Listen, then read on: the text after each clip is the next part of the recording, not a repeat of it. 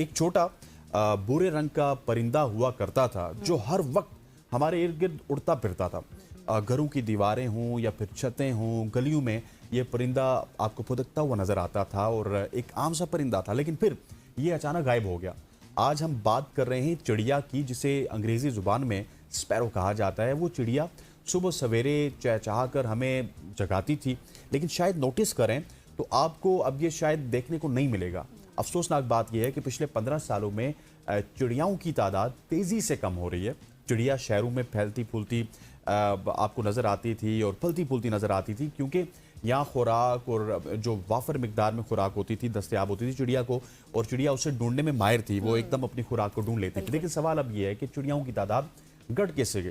तो ये तमाम जो छोटे परिंदे हैं ये कहाँ गए?